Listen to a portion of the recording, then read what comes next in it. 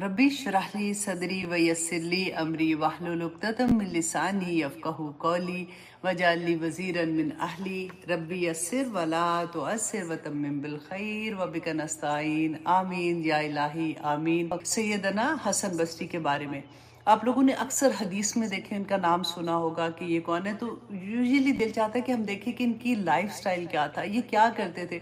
जैसे आजकल नहीं होता कि आजकल तो खैर से जो भी जिसको भी हमने अपना वो बनाया होता है, आइडियल बनाया होता है, तो हमारा दिल चाहता है कि हमें पता चले कि वो कैसे रहते हैं, क्या पहनते हैं, कहाँ जाते हैं, क्या खाते हैं। तो हमारे स्टार तो जो है हम उनके बारे में बात करेंगे ना। तो हसन बसरी जो थे ये उम्मे सलमा का मैंने आपको पहले बताया था। आज आप उनका एक और रूप देखेंगे और हमें सीखने को इतना मिलता है, क्योंकि हमारे सबके घरों में अल्हम्दुलिल्लाह किसी न किसी लेवल पे कोई ना कोई काम करने वाला रहता है। तो उससे हमें सीखने को ये मिलेगा कि उनके साथ जो उम्मे सलमा थी उनका सलूक कैसा था। कि कहते हैं कि ये उनकी एक लौंडी थी और उनका नाम था खैरा। मुझे तो नाम भी इतना प्यारा लगा, जैसे हम खैर कहते हैं ना कि खैर की बात करो, तो इसलिए जैसे आदमी के लिए खैर का लफ्ज़ होता है, तो जैसे अगर उसको मुअन्नस बनाते हैं तो खैरा आखिर में हा था, तो खैरा उनका नाम था उनकी लौंडी का।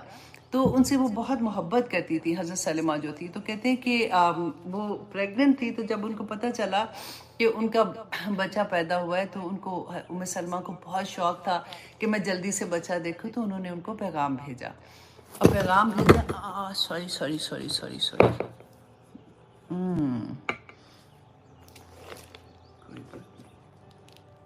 अच्छा जी, क्या हो गया है, ठीक है। उन्होंने उनको पैगाम भेजा तो कि बच्चा देखने के लिए। तो कहते हैं कि वो लॉन्डी जो थी वो फौरन ही आ गई वो बच्चा लेके। और वो चाहती क्या थी उम्मे सलमा कि वो अपना वो जो वक्त होता है ना, जैसे बच्चियां यूजुअली अपने माँ बाप के घर जाती हैं इतने 40 दिन के लिए, या इस तरह से वो जाके अपना वो पंजाबी में कहते हैं ना छिला काटने जाते हैं समथिंग, तो उस तरह से कि उम्मे सलमा चाहती थी कि उनकी लॉन्डी ये वक्त उनके पास गुजारे। तो उन्होंने उसको बुलाया। जब वो आई तो उन्होंने देखा इतना प्यारा बच्चा है उनकी गोद में। तो उन्होंने पूछा कि तुमने इसका नाम क्या रखा है। तो उन्होंने कहा कि मैंने इसका नाम अभी नहीं रखा, मैंने आप पे छोड़ा है। तो फिर उम्मे सलमा ने ही उनका नाम हसन रखा था। तो कहते हैं कि ना सिर्फ उम्मे सलमा के घर में ये खुशी थी, बल्कि जैद बिन हारिस के घर में भी इतनी ही खुशी थी, क्योंकि उनके फादर जो थे ना, अब ये जो बच्चा पैदा हुआ है जिसका नाम हसन रखा था, जिनको हसन बसरी कहते हैं, इनके फादर जो थे ये जैद बिन साबित के गुलाम थे। तो वो भी उनको बहुत मोहब्बत करते थे। अब देखो गुलामों की मोहब्बतें कैसी थी कि उनको कहते हैं कि इतनी मोहब्बत के साथ पाला, और फिर देखिए उनके बच्चे फिर किस मुकाम पे पहुंचे हैं ना। तो यहाँ से हमें क्या सबक मिलता है कि अगर हम किसी एक की ज़िंदगी, इन लोगों की ज़िंदगियों में से, क्योंकि हमारे घरों में काम करने वाले होते हैं, उनके बच्चे भी तो स्कूल जाते हैं, तो अगर हम उनकी जिम्मेदारी उस तरह से ले लें जैसे हम अपने बच्चों का ख्याल रखते हैं कि उनकी स्कूल जाने की उम्र है, उनकी फ़ीस पे हो रही है कि नहीं, वो होमवर्क कर रहे हैं कि नहीं, वो स्कूल जा रहे हैं कि नहीं, तो आप देखें कि कितनी बड़ी खैर दुनिया में आ सकती है। मुझे याद है मेरे जो हस्बैंड है, इनके दादा ने एक बच्चा, वो कहते हैं कि घर में काम करने वाली थी, तो जब बच्चे स्कूल जाते थे ना तो उसको शौक होता था, तो उसको भी गाड़ी में बिठा लेते थे कि चल चल आजा आजा, तो उसको भी दाखिल करा दिया उन्होंने साथ ही। और वही बच्चों के साथ वो इधर उधर फिरता फराता वही पढ़ता रहा। उस जमाने की बात मैं आपको बता रही हूँ। तो वो जब माशाल्लाह वो इतना लाइक हुआ कि वो फिर पायलट बना। और फिर उस एक बच्चे ने अपनी पूरी ज़िंदगी, फैमिली की जो ज़िंदगी थी, जो उसकी बहनें स्टिल काम कर रही थी इधर उधर लोगों के घरों में, लेकिन उसकी वजह से फिर उसका अपना ख़ानदान और फिर उसके ख़ानदान के बच्चे जो है वो पढ़ना लिखना शुरू हो गए, और पूरे ख़ानदान के हालात बदल गए। अभी मैं रिसेंटली पाकिस्तान जब गई थी, ये मैंने आपसे पहले भी शेयर किया, ये बातें बहुत ज़रूरी होती हैं, इससे मोटिवेशन मिलता है, क्योंकि हमारे घरों में ये कुछ है, हम जानते हैं, हमारे घरों में काम वाले होते हैं, तो फिर हमारा भी दिल चाहता है कि अगर कोई और इतनी खैर का काम करे तो हम क्यों पीछे रह जाए। अगर हम पाकिस्तान में नहीं हैं, हम बाहर हैं, तो पाकिस्तान में जो भी हमारे अम्मी के घर में, हमारे बहन भाइयों के घर में जो काम वाले हैं, हम उनका भी पूछ सकते हैं कि उनके कितने बच्चे हैं, वो क्या कर रहे हैं, वो स्कूल जा रहे हैं कि नहीं। تو ان کے گھر میں جب میں گئی تو میں اتنا، ہم جیسے فارمل میں بٹھا دیتے ہیں نا گیسٹ، تو وہیں بیٹھے ہوتے ہیں، تو ایک اتنا پیارا سا بچہ نا ایک چیئر پہ بیٹھا ہوا، تو وہ فون لے کے کھیل رہا تھا. تو سندس ان کا نام ہے، جن کا توقیر بھائی کا. توقیر بھائی کو میں نے پوچھا، میں نے کہا کہ یہ بچہ جو ہے یہ ان کے بیٹا امریکہ سے آیا ہوا تھا، تو میں نے سوچا کہ یہ اس کا بچہ ہے. تو ایسا یہ اس کا بچہ ہے؟ تو انہوں نے کہا کہ نہیں نہیں نہیں، یہ ہمارے کام والی جو ہے نا یہ ان کا بچہ ہے، لیکن اس کو انہوں نے اسی اسکول میں جیسے بیکن ہاؤس میں اس کو داخل کرایا ہوا تھا. تو کہتے رہتا وہ ادھر ہی اپنی امی کے پاس رہتا ہے، لیکن ہوم ورک کرانے کے لیے یا کھانا کھاتا ہے تو اس کو بلا لیتے ہیں، یا اس طرح سے وہ آ کے پورا دکھا رہا ہے، اور وہ اتنا کانفیڈنٹ بچہ کہ جیسے گھر کا بچہ ہوتا ہے. تو اسی طرح سے وہ اسکول جاتا ہے. اب اس دفعہ جب میں گئی تو وہ کہتی ہائے اتنی ٹینشن ہے اس کا، تو پتہ نہیں کون سا دن وہاں پہ سیلیبریٹ ہونا ہے، اس کا وہ یونیفارم وہ والا نہیں ہے جو اس نے پہن کے اس دن جانا ہے، تو مجھے یہ ہے کہ میں جلدی گھر جاؤں اور میں نے اس کا وہ یونیفارم بھی لینا ہے. تو آپ دیکھیں، میں کہتی ہوں کہ وہ جو کہتے ہیں نا کہ اللہ کے ولی، یہ ایسے لوگ اللہ کے ولی ہوتے ہیں. ان کو کوئی بڑی بڑی چیزیں نہیں کرنی پڑتی، کچھ زیادہ شو آف نہیں کرنا پڑتا یا کچھ بھی. اللہ سبحانہ تعالیٰ نے کیسے کیسے لوگوں، اس سے تو دنیا قائم ہے. تو اللہ سبحانہ تعالیٰ ہم سب کو انسانیت کی اس لیول کی بھی خدمت کرنے کی توفیق عطا کرے. تو یہ حسن بصری جو تھے، پھر ان کا نام جو ہے وہ میں سلمہ نے رکھا. تو کہتی جب وہ کام کر رہی ہوتی تھی تو اکثر اس کو گود میں اٹھا کے اسے کھیلتی رہتی تھی، اور اسی طرح سے یہ جو حسن بصری ہے یہ بڑے ہوتے گئے. اور جب وہ بڑے ہوئے تو پھر یہ مدینہ میں، مدینہ مسجد نبوی میں انہوں نے صحابہ کے ساتھ وقت گزارا، وہاں پہ تعلیم لیتے رہے. تو ام سلمہ جو ہے وہ کہتے ہیں کہ زمانے جاہلیت میں بھی یہ واحد خاتون تھی جو لکھنا اور پڑھنا جانتی تھی. تو انہی سے انہوں نے بیسیکلی تعلیم حاصل کی. تو حسن بصری جو ہے نا یہ بیٹھتے تھے، حضرت ابوبکر صدیق، حضرت عمر اور ان کے حضرت عثمان، ان کی کمپنی میں یہ ہوتے تھے. اور حضرت علی سے ان کو اتنی محبت تھی، اتنی محبت تھی کہ انہی کے ہو کے رہ گئے تھے. وہ جو کہتے ہیں نا کہ اخلاق سیکھنا اور تدبر کی مطلب کیا معنی ہے، کیسے بات کرنے کا، وہ سارا انہوں نے حضرت علی سے ہی لیا تھا. وہ سارا وقت ان کے اراؤنڈ رہتے تھے. تو کہتے ہیں کہ یہ جب بڑے ہوئے تھے تو مسجد نبوی میں جو کبائر صحابہ تھے ان کے یہ شاگرد ہوئے، اور ان میں حضرت انس بن مالک، حضرت موسیٰ اشعری، حضرت عثمان، حضرت علی، حضرت عبداللہ بن عمر، جابر بن عبداللہ جیسے جلیل القدر صحابی جو تھے، ان سے یہ انہوں نے احادیث بھی ان سے روایت کی ہیں. تو اس کے بعد کہتے ہیں جب جو 14 سال کے ہوئے تھے تو ان کی جو مدر تھی، کیونکہ وہ بصرہ کی تھی، تو یہ واپس وہ اپنے گھر گئے. تو یہ اپنے ڈیفینیٹلی پیرنٹس کے ساتھ چلے گئے. تو بصرہ میں جا کے انہوں نے عبداللہ بن عباس، ان کے یہ شاگرد ہوئے. تو وہاں سے انہوں نے تفسیر کا اور حدیث کا اور تجوید کا علم حاصل کیا. اب یہ بڑے ہو رہے تھے تو کہتے اتنے یہ پاپولر ہو گئے کہ ان کے بغیر جیسے ہوتا ہے نا کہ کوئی محفل، دین کی محفل کمپلیٹ ہی نہیں ہوتی تھی. ان کو لوگوں نے اتنی محبت دی اور پھر انہوں نے علم پھیلانا شروع کر دیا. تو ان کی علمی قابلیت کی وجہ سے لوگ ان کو دیوانہ وار محبت کرتے تھے. اب جب حجاج بن یوسف عراق کا گورنر بن کے آیا تو اس نے اپنے دور میں ظلم و ستم کی انتہا کر دی. تو سیدنا حسن بصری ان چند لوگوں میں سے تھے جو اس کا ڈٹ کر جنہوں نے مقابلہ کیا. حجاج بن یوسف کے بارے میں ایک بڑا خوبصورت قصہ بھی آتا ہے کہ اس نے کیا، حجاج بن یوسف کا معاملہ جب آپ پڑھیں گے نا بہت ظالم تھا. تو اب اس زمانے میں ظلم، کیونکہ اب آپ بھی آج کل دیکھیں کہ کوئی زبان کھولتا ہے نا تو ڈر ہوتا ہے پاکستان میں کہ تم ایسی بات کرو گے تو پولیس والے پکڑ کے لے جائیں گے، اور پھر وہ جیسے تشدد کرتے ہیں، جیسے مارتے ہیں، تو لوگوں کی ہمتیں ٹوٹتی جاتی ہیں ایسے معاملات میں آ کے. تو یہ نہیں ڈرتے تھے.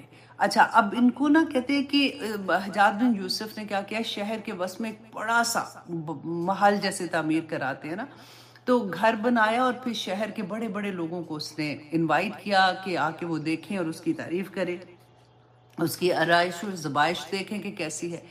تو انہوں نے سوچا کہ حسن بصری جو ہے، انہوں نے سوچا رحمہ اللہ علیہ کہ دس از دا گولڈن چانس کہ میں اس وقت لوگوں کو دنیا کی محبت اور آخرت کی محبت کے بارے میں اس کا ڈفرنس بتا سکوں گا.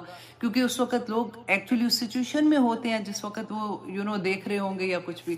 تو کہتے ہیں کہ جب یہ گئے ہیں وہاں پہ، یہ سوچ کے گئے، تو انہوں نے پھر لوگوں کو جھنجھوڑتے ہوئے کہا کہ ہمیں یہ معلوم ہے کہ فرعون نے اس سے بھی زیادہ خوبصورت اور عالیشان محلات تعمیر کیے تھے، لیکن اللہ نے فرعون کو ہلاک کر دیا اور اس کے محلات کو تباہ کر دیا۔ کاش کہ یہ حجاج کو معلوم ہو جائے کہ آسمان والا اس سے ناراض ہے اور زمین والے اس کو دھوکہ دے رہے ہیں۔ کتنا پیارا سینٹنس ہے کہ زمین والے تو اس کے ڈر کے مارے اس کی تعریفیں کر رہے ہیں، واہ واہ کر رہے ہیں، سب کچھ کر رہے ہیں، تو اللہ سبحانہ تعالیٰ تو اس سے ناراض ہے اس بات پہ۔ وہ پورے جوش و خروش اور ولولے کے ساتھ بول رہے تھے، کہتے ہیں الفاظ جو تھے وہ تیروں کی طرح اس کے منہ سے نکل رہے تھے۔ کچھ لوگوں نے حجاج کے ظالمانہ فطرت کی وجہ سے یہ کہا کہ اب بس کریں، کیونکہ ایسا نہ ہو کہ یہی باتیں آپ کو ہلاکت میں ڈال دیں۔ بالکل آج کی سچویشن بھی آپ دیکھ لیں کہ وہی سینٹنس نہیں لگتے۔ ہم کہتے ہیں جی زمانہ بدل گیا، کوئی نہیں بدلا۔ آنیسٹلی بات وہ جیسے رسول اللہ نے فرمایا تھا نا کہ آخری وقت ایسا آئے گا کہ حرام کا لوگ نام چینج کر کے، اس کے لیبل چینج کر کے حلال بنانے کی کوشش کریں گے۔ وہی باتیں آج بھی ہیں کہ چیزیں نام بدل گئے ہیں، جگہ بدل گئی ہیں، لیکن حالات بالکل ویسے کے ویسے ہیں۔ اور کہتے ہیں کہ حسن بصری نے اس نیک دل انسان کو کہا، اب یہ غور کریں کیونکہ آپ میں سے ہر کوئی داعی دین ہے نا اور سیکھ رہا ہے، قرآن کا علم حاصل کر رہا ہے۔ تو حسن بصری نے کہا کہ میرے بھائی، اللہ نے اہل علم کو یہ عہد لیا ہے کہ وہ ظلم پر بغیر کسی خوف کے قسط مطلب انصاف پر قائم رہیں گے اور حق کا پرچار کریں گے، کہ جہاں پر وہ دیکھیں گے وہاں پہ حق کی بات کریں گے اور وہ ڈریں گے نہیں حق کی بات کرنے سے۔ دوسرے روز جب حجاج جو ہے وہ اپنے گورنر ہاؤس میں آیا تو سخت غصے میں تھا، اس کو پتہ چل گیا تھا، اور آ کے لوگوں کو کہا بزدلو، مطلب سخت غصے میں کہا کہ تم جو غلام در غلام ہے وہ میرے بارے میں ایسی بات کرتا رہا، تم سنتے رہے ہو، تم سب یہاں سے دفع ہو جو، یہاں سے نکل جو۔ مطلب غصے کے مارے اس کا برا حال تھا۔ تو اس نے کہا کہ اللہ کی قسم میں یہ کہتا ہوں کہ میں آپ سب کو اس کا اب خون پلا کے رہوں گا۔ اور اس نے حکم دیا کہ چمڑا اور تلوار اور چمڑا لے کے آؤ، اور اس نے جو پولیس والے تھے اس کو حکم دیا کہ جا کے وہ اس کو حسن بصری کو وہ پکڑ کے لے کے آئے۔ کہتے پولیس تھوڑی ہی دیر میں حسن بصری کو پکڑ کے لے آئی، اور منظر بھی بہت خوفناک تھا، ہر طرف دہشت تاری تھی، ہر شخص ڈرا ہوا تھا، ان کا دل کانپ رہا تھا۔ اتنے میں پولیس جب حسن بصری کو لے کے آتی ہیں تو انہوں نے تلوار کو اور چمڑے کو دیکھا اور جلاد کو دیکھا، تو کہتے ہیں کہ زیر لب مسکرائے اور کچھ پڑھنا شروع کیا۔ اب جنہوں نے ہسٹری لکھی ہے نا وہ بتا رہے ہیں کہ وہ ان کے لب ہل رہے تھے کہ پتہ چل رہا تھا کہ کچھ پڑھ رہے ہیں، اور وہ انہوں نے کچھ پڑھنا شروع کیا۔ کہتے ہیں اتنے میں ہم نے دیکھا کہ پہلے تو اتنی دہشت تھی کہ ایک دم سے نا حجاج جو ہے اس کا چہرہ جو ہے وہ اس کا جیسے رنگ نہیں بدل جاتا کہ مطلب وہ نرمی جیسے اس کے چہرے پہ آ جاتی ہے، اور یہ جو داخل ہوتے ہیں تو کہتے ہیں کہ وہ مومن کا جلال جو ہے، میں یہ پڑھی تھی مومن کا جلال، تو مجھے ڈاکٹر اسرار صاحب یاد آ گئے کہ جب میں بہت سالوں پہلے کی بات ہے، بہت سالوں پہلے کی، میرا خیال I was in college، تو میں ان کو نہیں سنتی تھی، جیسے ہی نظر آتے تھے نا تو لگتا تھا ہوئے اتنا ڈانٹ رہے ہیں، لیکن بعد میں جب خود سے علم لینا شروع کیا، علم سے محبت ہوئی، جاننا شروع کیا، تو تب اتنی محبت آتی تھی کہ وہ جیسے کہتے ہیں نا پکا سچا مومن، جو وہ بات کر رہے ہیں نا وہ لپیٹی بات نہیں کرتے تھے، سیدھی بات کر رہے ہیں، اور وہ بالکل حق بات ہوتی تھی، جیسے پھر وہ دل پہ جا کے اترتی تھی، اور پہلے انہی سے خوف آتا تھا۔ تو جب میں یہ پڑھ رہی تھی کہ حجاج کے سامنے جب وہ داخل ہوتے ہیں، آتے ہیں وہاں پہ گورنر ہاؤس میں، تو ان کے چہرے پر مومن کا جلال ہوتا ہے، مسلمان کی شان و شوکت اور مبلغ کی آن بان کا عکس ظاہر ہوتا ہے۔ اب آپ سارے مبلغ ہیں، اب دیکھ لیں کہ آپ کا پرسنالٹی کیسی ہونی چاہیے۔ جب آپ لوگوں کے سامنے جائیں تو آپ کو دیکھ کے کسی کو لگے کہ یہ اللہ والے لوگ ہیں، اور آپ کی شان جیسے ایسا نہیں ہوتا، اکڑنا نہیں اس کا مطلب ہے کہ اکڑ رہے ہیں یا کچھ کر رہے ہیں، وہ تو مومن تو اتنا نرم دل ہوتا ہے جس کی کوئی حد نہیں، لیکن اس کی پرسنالٹی، اس کی بات کرنے کا طریقہ آئیں بائیں شائیں والا نہیں ہوتا، وہ پکی ٹھکی ہوئی بات جیسے کرنے والا ہوتا ہے۔ تو کہتے ہیں حجاج نے اس کو انہیں دیکھا، اس پر ہیبت طاری ہو گئی، غصہ ختم ہو گیا، اور اس نے دھیمی آواز میں ان کو کہا کہ ابو سعید میرے ساتھ آ کے بیٹھیں۔ اور جب وہ ان کے ساتھ بیٹھے تو ان کے ساتھ باتیں کرتے کرتے کوئی شرعی مسئلے جیسے ہیں وہ ان سے دینی مسائل پوچھنے لگے، اور حجاج بن یوسف جیسے وہ پوچھ رہے تھے تو یہ بہت اچھے طریقے سے ان کو اس کا جواب دے رہے تھے. تو پھر انہوں نے کیا کہا کہتے وہ اتنا امپریس ہوئے ان سے کہ آخر میں انہوں نے قیمتی عطر منگوایا اور عطر ان کی داڑھی پہ لگا کے نا تو پیار سے جیسے کہتے خوشبو ایک عزت کا مقام جیسے دیتے ہیں لگا کر ان کو رخصت کیا. کہتے جیسے ہی حجاج بن یوسف بھائی جا رہے تھے تو ان کا ایک دربان ان کے پیچھے گیا اور انہوں نے جا کے کہا کہ حسن بصری کو کہ آپ نے کیا پڑھ رہے تھے. آپ کیونکہ ہم نے دیکھا تھا جب آپ داخل ہوئے ہیں آپ نے دیکھا تو ایک دم سے ہم تو اتنے خوفزدہ تھے کیونکہ وہ جو اس نے کہا تھا کہ آپ کے ساتھ کرنے والا تھا. تو حسن بصری نے کیا دعا مانگی تھی. اب دیکھیں میں جیسے آپ کو کہتی ہوں نا کہ اگر نہیں عربی میں دعا آتی تو کوئی بات نہیں آپ اردو میں دعا مانگے کیونکہ یوزلی کیونکہ اردو ہماری زبان ہے نا تو جب ہم اردو میں مانگتے ہیں تو وہ دل کی گہرائیوں سے دعا نکلتی ہے. انہوں نے کہا کہ میں یہ پڑھا تھا حسن بصری نے کہا کہ میں یہ دعا پڑھا تھا کہ یا الہی تو مجھ پر کی گئی نعمتوں کا والی ہے. یا الہی ہر مصیبت کے وقت تو ہی میرا ملجا اور ماوا ہے. یا الہی ساری مخلوق کا دل تیرے قبضے میں ہے. الہی حجاج کے غصے کو میرے لیے ٹھنڈا اور سلامتی والا کر دے جس طرح تو نے ابراہیم علیہ السلام پر آگ کو ٹھنڈا اور سلامتی والا کیا تھا. کتنی پیاری بات ہے نا. دیکھیں وہ کوئی بھی ایسی سچویشن ہوتی میں ہمیشہ کہتی ہوں جیسے میں نے ابھی آپ کو کہا سنخریو کا فلا تنسا کہ اگر یہ آج تک میں نے نہیں پڑھا کسی نے کہا ہے لیکن میرا اپنا ہی دل تھا کہ جیسے میں نے پڑھا تو میں نے کہا جی ایسے. اسی طرح سے قرآن میں سے ہی آپ بات کیا کریں کہ یا پاک پروردگار آپ نے یہ کہا تھا یا اللہ میں آج آپ کے سامنے حاضر ہوئی ہوں یا اللہ آپ تو جانتے ہیں آپ میرے دل کا حال جانتے ہیں یا اللہ میری یہ دعا پوری کر لیں. تو اسی طرح سے دیکھیں بیسیکلی تو وسیلہ بنا رہے تھے نا ان دعا کو کہ ابراہیم علیہ السلام کے ساتھ آپ نے جو کیا میرے ساتھ بھی اسی طرح سے آپ کر دیں.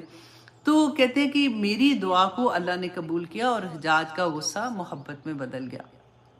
حسن بصری جو تھے یہ 80 سال ان کی عمر تھی 80 سال تک زندہ رہے.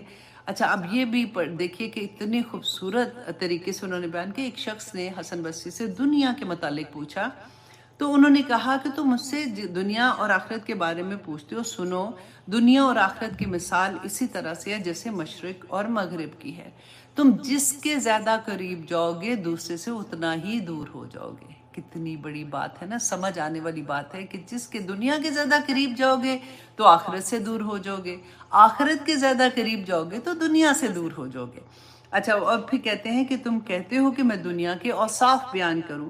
میں تمہارے سامنے اس گھر کی کیا صفت بیان کروں جس کا آغاز مشقت و تکلیف سے. جب بچہ پیدا ہوتا ہے تو پتہ ہے کتنی مشقت و تکلیف ہوتی ہے اور انجام فنا اور بربادی ہے. اس میں جو حلال ہے اس کا حساب لیا جائے گا. ایون تم حلال کام کرو گے اللہ نے حساب تو لینا ہے نا آخرت میں اس کا حساب لیا جائے گا. اور جو حرام ہے اس کے استعمال پر سزا دی جائے گی. اور جو اس میں مالدار ہوا وہ فتنے میں پڑ گیا اور جو فقیر اور محتاج ہوا وہ حزن اور ملال میں پڑ گیا. اللہ کو تو اس دنیا کی میں کیا تعریف بیان کروں. پھر یکم رجب میں ان کی 110 ہجری میں جمعرات اور جمعے کے درمیانی شب میں ان کا انتقال ہوا تھا. کہتے ہیں کہ وہ دن تھا جس میں وہ جو ان کی سب سے بڑی مسجد بصرہ میں تھی نا وہ اس کو کیا کہتے تھے جامعہ مسجد جو ان کی تھی وہاں پہ عصر کی نماز میں کوئی ایک شخص بھی نہیں تھا کیونکہ سارا کا سارا پورے بصرہ کے ہر آدمی جو تھا وہ ان کے جنازے میں شرکت کے لیے گیا تھا. ڈیفینیٹلی انہوں نے نماز ادھر ہی پڑھی ہوگی. مطلب یہ ہے کہ کوئی شخص اپنے گھر میں نہیں تھا. وہ اتنی محبت لوگ ان سے کرتے تھے. تو یہ حسن بصری ہیں جناب. اب آپ رحمہ اللہ علیہ آپ جب بھی اب کوئی احادیث میں ان کے بارے میں پڑھیں گے تو آپ کو بہت اچھا لگے گا کہ آپ کس کے بارے میں پڑھ رہے ہیں. اللہ سبحانہ تعالیٰ جی اسی طرح سے ہمیں توفیق عطا کرے کہ ہم اللہ کے پیغام کو سمجھنے والے اور ان لوگوں کو جاننے والے بن جائیں جنہوں نے دین کو آگے پہنچایا ہے. اور اللہ سبحانہ تعالیٰ سے دعا کریں کہ اللہ سبحانہ تعالیٰ مجھے اور آپ کو بھی ان لوگوں میں چن لے جو اللہ کا پیغام دوسرے لوگوں تک پہنچانے والے ہوں تاکہ قیامت کے دن ہم نور کے ممبروں پہ بیٹھیں ایک ہی بس اللہ سے تڑپ تڑپ کے. وہ کہتے ہیں نا دعا ہے کہ یا پاک پروردگار بس قیامت کے دن نور کے ممبروں پہ بٹھا دینا اور جنت الفردوس میں داخل کر دینا انشاءاللہ. کوئی کام ایسا کرا لے کیونکہ آخرت میں کام ہی کے بدلے میں تو سارا کچھ ملے گا نا اور تو کچھ ہے نہیں ہے. تو اللہ سبحانہ تعالیٰ ہمیں توفیق عطا کرے آمین ثم آمین. ہاں جی کلاس اچھا جی 10:24 ہو گئے. اللہ اکبر. شروع کرتے ہیں سورۃ ابراہیم. اعوذ باللہ من الشیطان الرجیم. بسم اللہ الرحمن الرحیم. آیت نمبر 32 سے آج انشاءاللہ اپنی کلاس کا آغاز کریں گے. اب دیکھتے ہیں کہ اللہ سبحانہ تعالیٰ نے آیت نمبر 32 میں کیا فرمایا ہے. اس سے پہلے آپ دیکھیے کہ اللہ سبحانہ تعالیٰ نے فرمایا تھا کہ اے نبی صلی اللہ علیہ وسلم کہہ دیجئے ان لوگوں کو جو ایمان لائے ہیں کہ نماز قائم کرو اور جو اللہ نے رزق دیا ہے اس کو چھپ کر اعلانیہ جس طرح سے بھی ہوتا ہے اللہ کی راہ میں خرچ کر دو. اب دیکھیں دونوں چیزیں مشکل ترین. اب عام طور پہ جو نماز پڑھتے ہیں نا ان کو تو عادت ہوتی ہے، لیکن آپ سوچیں جن کو عادت نہیں ہوتی ان کے لیے نماز بڑی مشکل ہوتی ہے پڑھنی، کیونکہ رسول اللہ نے خود فرمایا تھا نا کہ ان کو اگر یہ پتا ہو کہ عشاء کی نماز میں یہ نہیں جیسے آتے ہیں تو ان کو پتا ہو کہ اس کا کتنا اجر ہے، تو یہ گھٹنوں کے بل اپنی چل کے بھی مسجد میں آتے. اور پھر رسول اللہ صلی اللہ علیہ وسلم نے فرمایا تھا کہ میرا دل چاہتا ہے، عصر کی نماز کے بارے میں تھا نا، کہ جو لوگ نہیں آئے ہیں اذان کی آواز سن کر بھی نہیں آئے، میرا دل چاہتا ہے کہ میں کسی کو کہوں کہ وہ اقامہ کرے اور نماز پڑھائے اور میں جا کے ان لوگوں کے گھر جلا دوں. اگر ان کو بچوں کا ڈر نہ ہوتا اور اس گھر میں کہ میں مطلب ان کا ایکچولی اس حدیث کا مقصد جو تھا نا وہ یہ نہیں کہ گھر جل رہے ہیں تو ہائے ایسے کیسے کہہ دیا. اس کی آپ انٹینسٹی دیکھیے کہ رسول اللہ کو اتنا دکھ تھا کہ کیسے ہو سکتا ہے کہ نماز کا ٹائم ہے اور لوگ اپنے گھروں میں بیٹھے ہوئے اور مسجد میں نہیں آئے. تو سیکنڈ چیز یہی تھی کہ مال تھی، مال کی محبت. آپ دیکھیں آج کل ہمارا خدا سب کا دنیا میں تو مال ہی بن گیا ہوا نا، اسی کی خاطر سارا کچھ کام ہو رہا ہوتا ہے، کہ غلط بھی کام اسی کے لیے تو ٹھیک بھی کام ہمارے خدا ہم نے خود ہی سے بنا لیا. وہی بات رسول اللہ نے کہا تھا کہ ہر زمانے کے بت فرق ہیں، تو آج کا سب سے بڑا بت جو ہے نا وہ ہمارے دل کے اندر ہمارا مال ہی ہے. تو انہی دو چیزوں کو اللہ سبحانہ تعالیٰ نے فرمایا تھا کہ اس دن جس دن کوئی مطلب کوئی خرید و فروخت نہیں ہوگی، کیونکہ مال تو وہاں پہ ہوگا نہیں، خرید و فروخت کس کی ہوگی؟ اعمال کی خرید و فروخت ہوگی، جو نیک عمل کیے ہوں گے. اور جو اتنی یہ ڈیٹیل ہے اس میں آنیسٹلی کہ میں اگر کروں گی تو میرا خیال ہے اگلی کلاس اگلی آیا بھی نہیں ہوگی، لیکن ہم کوشش کریں گے انشاءاللہ. یہ ٹاپک بار بار آتے ہیں، انشاءاللہ میں آپ کو اس کی ڈیٹیل پھر بھی بتا دوں گی. لیکن آنیسٹلی اللہ سبحانہ تعالیٰ نے کہا کوئی بے نہیں، کوئی خرید و فروخت نہیں ہوگی اور نہ ہی کوئی دوست. آپ سوچیں کہ اللہ سبحانہ تعالیٰ یہاں پہ دوست کا لفظ کیوں لائے ہیں؟ کیونکہ انسان اپنے دوست کے دین پہ ہوتا ہے. سوچ سمجھ کے اپنے دوست بنائیں، ایسے دوست جو آپ کو اللہ کے قریب کرنے والے ہوں. اپنے بچوں کے لیے جب دعا کرتے ہیں، ان کے رشتوں کے لیے دعا کرتے ہیں، تو دعا کیا رہے کہ یا پاک پروردگار ان کے نصیب میں ایسے بچیاں یا ایسے بچے ہیں جو ان کی اولادوں کو، ان کو بھی اور ان کی اولادوں کو اللہ سبحانہ تعالیٰ کے قریب کرنے والے ہوں. کیونکہ کامیاب صرف وہ انسان ہو گیا جس نے اللہ کو پا لیا. اور دعا کیا کرے اس بات کی کہ اللہ سبحانہ تعالیٰ مجھے وہ محبت عطا کر دے جو بس مجھے پار کرا دے اس دنیا سے. اور پھر آگے اللہ سبحانہ تعالیٰ فرماتے ہیں اللہ الذی خلق السماوات والارض. اب یہ جو پہلے اللہ سبحانہ تعالیٰ نے بیان کیا نا، اب اللہ ذہن میں آتا ہے جیسے اللہ سبحانہ تعالیٰ کیونکہ پہلے مخاطب تو مشرکین مکہ تھے نا، تو اللہ سبحانہ تعالیٰ نبی صلی اللہ علیہ وسلم سے فرماتے ہیں کہ ان کو بتا دو یہ کہ اللہ ہے کون. اللہ کو مان رہے تھے نا، کہ تم دیکھو تو صحیح کہ یہ جو تمہیں حکم دیا ہے یہ کون ہے رب؟ وہ جس نے پیدا کیا تمہارے لیے آسمان اور زمین کو. اور سورۃ ملک میں اللہ سبحانہ تعالیٰ نے اتنی پیاری طریقے سے یہی آسمان دیکھیں ہمارے اوپر جو اللہ نے چھت بنائی ہے، اور زمین اب کتنا ہم سنتے ہیں نا کہ اپنے مدار کے گرد گھوم رہی ہے، ہمیں تو نہیں پتہ چلتا، ہم تو زمین پہ قائم کھڑے ہوئے ہیں، گھر بھی بنا لیے. اللہ سبحانہ تعالیٰ کہتے ہیں میخوں کی طرح پہاڑوں کو گاڑ دیا تاکہ وہ ہلے نہ اور تم اس میں چلتے ہو پھرتے ہو. اور اس آیا میں لکم لکم لکم دیکھنا کتنا آتا ہے کہ اللہ سبحانہ تعالیٰ فرماتے ہیں تمہارے لیے تمہارے لیے تمہارے لیے میں نے یہ کیا. کہ سورۃ ملک میں اللہ سبحانہ تعالیٰ فرماتے ہیں الذی خلق سبع سماوات طباقا، کہ وہ جس نے بنایا خلق السماوات سبع سماوات 7 آسمان طباقا اوپر تلے 7 آسمان بنائے ہیں. ما تری فی خلق الرحمن من تفاوت، کہ کیا تم کیا تم دیکھتے ہو، مطلب کیا تم دیکھتے ہو اس میں کوئی تفاوت، کوئی شگاف تمہیں نظر آتا ہے؟ فرجع البصر ہل تری من فطور، کہ فرجع البصر واپس مڑ کے دیکھو، ذرا غور سے دیکھو کہ تم کوئی من تری من فطور، کہ تمہیں کوئی شگاف نظر آتا ہے. ثم ارجع البصر کرتین ینقلب الیک البصر خاسئا وهو حسیر، کہ مڑ مڑ کے بھی دیکھو گے نا تو تمہیں اس میں سے کوئی ایسی چیز نظر نہیں آئے گی۔ اللہ سبحانہ تعالیٰ فرماتے ہیں تمہاری نگاہ ذلیل و خوار ہو کے اور تھک کے واپس آ جائے گی۔ اللہ کی تخلیق تو تم دیکھو۔ اور پھر اللہ سبحانہ تعالیٰ فرماتے ہیں فَأَنزَلَ مِنَ السَّمَاءِ مَاءً، اور پھر اس نے نازل کیا آسمان سے پانی کو، فَأَخْرَجَ بِهِ مِنَ الثَّمَرَاتِ رِزْقًا لَكُمْ، اور پھر اس نے اس پانی سے تمہارے لیے رزق نازل کیا، جو کہ ثمرات پھلوں کا رزق نازل کیا تمہارے لیے۔ اب لکم دیکھیں یہ والا اپنے اس کو بھی انڈر لائن کرنا ہے کہ ایک آیا میں اللہ سبحانہ تعالیٰ کتنی دفعہ کہتے ہیں تمہارے لیے میں نے کیا کیا۔ وَسَخَّرَ لَكُمُ الْفُلْكَ، اور اس نے مسخر کیا تمہارے لیے کشتیوں کو، کیوں کیا؟ لِتَجْرِيَ فِي الْبَحْرِ بِأَمْرِهِ، تاکہ وہ چلے سمندر میں تمہارے اس کے اللہ کے حکم کے ساتھ۔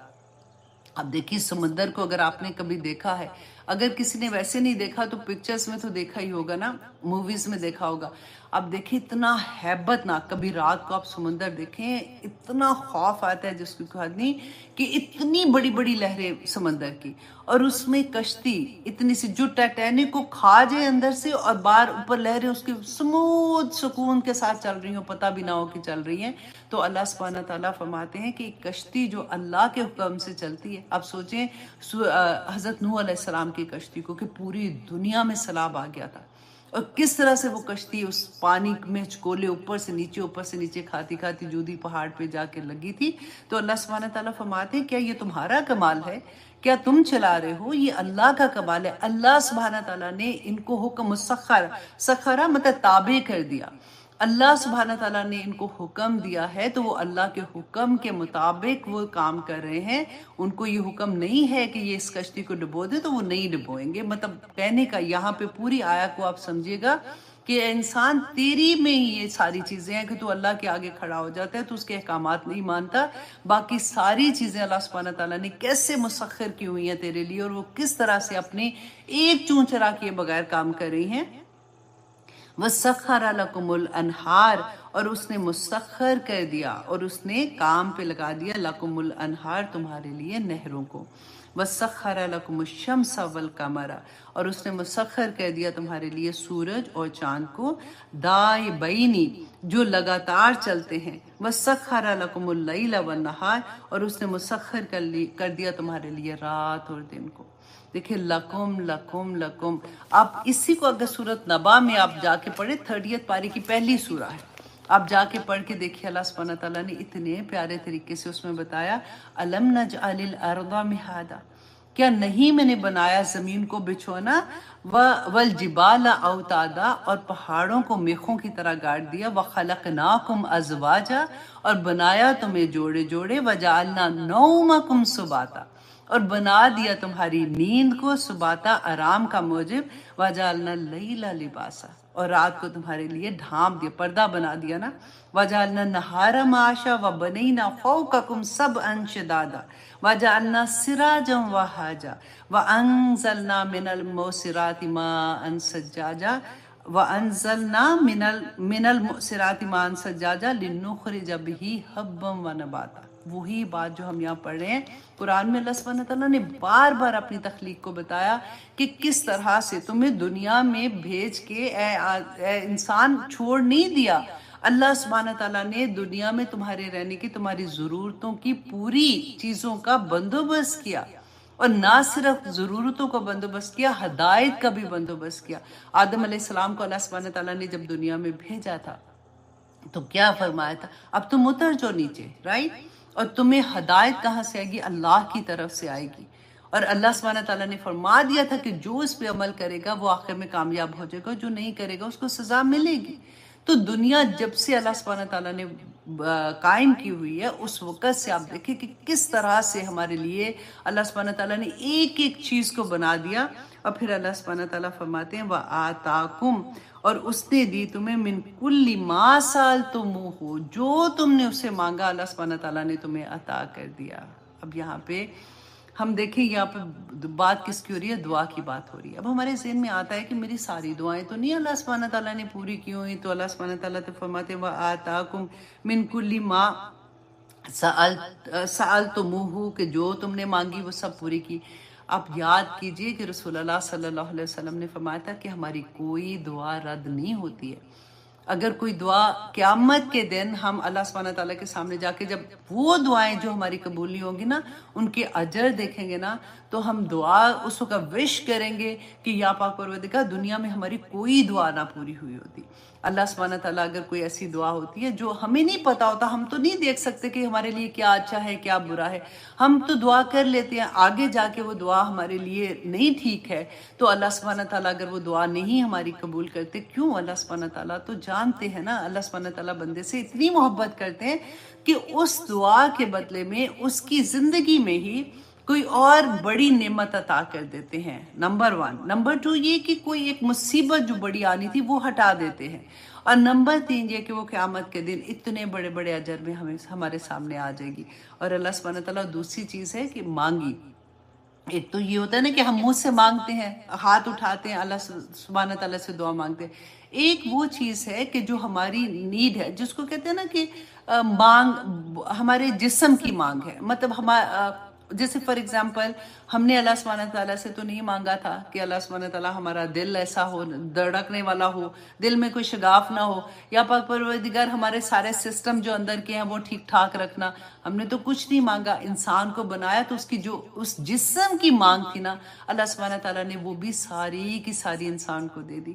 اور پھر فرماتے ہیں اللہ سبحانہ تعالیٰ وَإِن تَعُدُّوا نعمت اللہ، اور اگر تم گننے لگو نعمت اللہ کی. یہ نعمت آپ غور کریں، اس کو انڈرلائن کریں. ایک نعمت واحد ہے کہ اللہ سبحانہ تعالیٰ فرماتے ہیں اگر تم گننے لگو نعمت اللہ کی لا تحصوہا، تو تم اس کو کاؤنٹ ہی نہیں کر سکتے ہو. ان الانسان، بے شک انسان، لظلوم کفارہ، کہ بڑا ہی ظالم و ناشکرا ہے. اب یہاں پہ ظالم پتہ ہے کس کے لیے آیا؟ ناشکری کے لیے ہی آیا ہے. 2 بار اللہ سبحانہ تعالیٰ نے فرمایا، کیونکہ آدم علیہ السلام نے جو دعا مانگی تھی کہ ربنا ظلمنا انفسنا، تو وہ ظلم کیا تھا؟ وہ جو انہوں نے اللہ سبحانہ تعالیٰ نے فرمایا تھا نا کہ اس درخت کا پھل نہیں کھانا، تو انہوں نے مطلب انہوں نے اللہ کا حکم نہیں مانا تھا.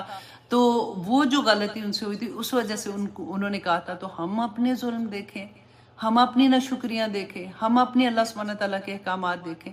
ہمیں بھی تو اللہ نے احکامات دیے، اور ہمارے پاس احکامات کون سے ہیں؟ وہاں تو جبرائیل علیہ السلام آ کے بتا رہے تھے، یہاں پہ کون بتا رہا ہے؟ یہ قرآن بتا رہا ہے.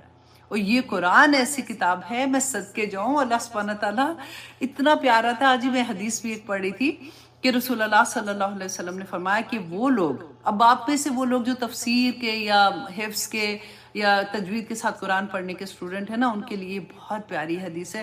یوزلی یہ ہوتا ہے کہ ہم کہتے ہیں ہائی اتنا ہوم ورک ہے، ہائی اتنا ہوم ورک ہے، اب مجھے ٹائم نہیں مل رہا، مجھے وقت نہیں مل رہا، ابھی تو میں نے دعائیں بھی نہیں کی، میں نے تو وہ وظیفہ کرنا تھا. فار ایگزامپل ہمیں عادت ہوتی ہے نا تسبیحات نہیں کر سکی پوری.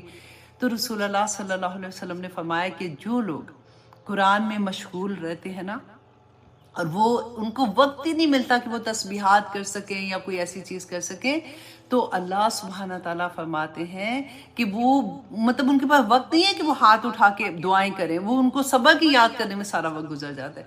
تو اللہ سبحانہ تعالیٰ ہر مانگنے والے سے زیادہ اس کو عطا کرے گا.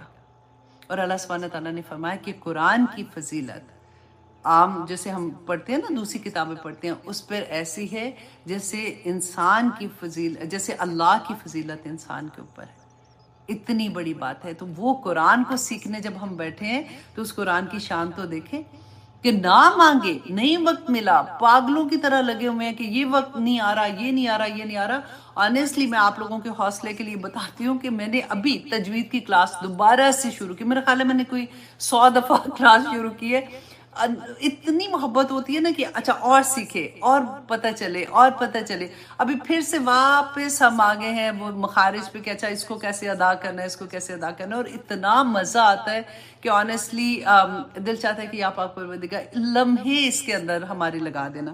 تو اللہ سبحانہ تعالیٰ نے فرمایا کہ اللہ کی نعمتوں کو انسان جو ہے وہ بیان ہی نہیں کر سکتا، اس کو شمار ہی نہیں کر سکتا.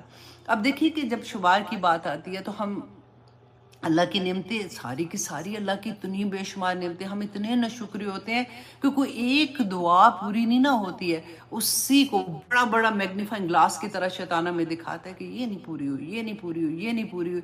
और जो इतनी दुआएं पूरी हो गई, जो इतनी नेमतें अल्लाह सुब्हानहू व तआला ने अता करती, वो हम देखते ही नहीं है।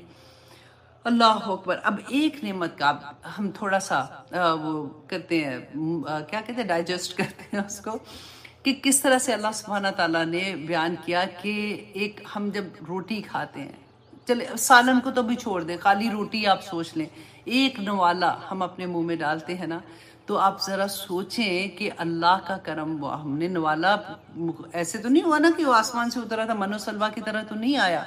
अल्लाह सुब्हाना ताला ने क्या किस तरह से वो हम तक पहुंचाया, कभी गौर किया है आपने?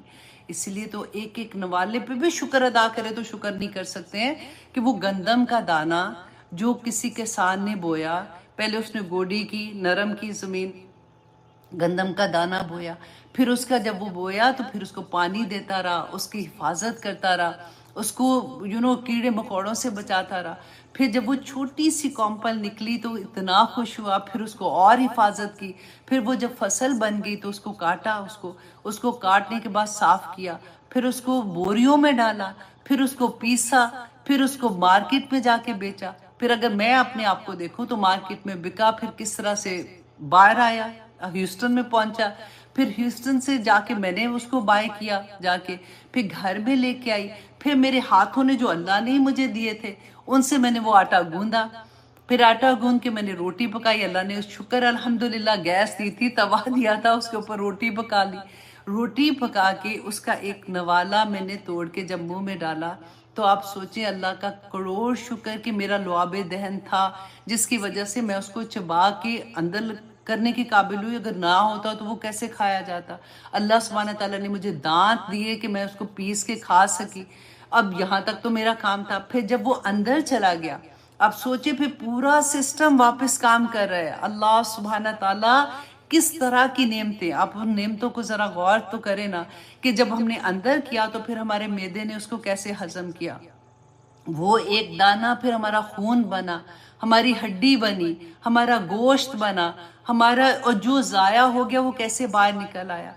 उसी की वजह से हम सोचते, हम देखते, हमारी आंख की बनाई आती है। भूख के मारे मैं कहती हूँ अगर ना खाना ये होता, ना मिलता हम लोगों को, तो मर ही जाता ना बंदा। तो हमारी जो ताकत है, बोल रहे हैं सब कुछ है, वो एक दाने की कहानी आप सोचें।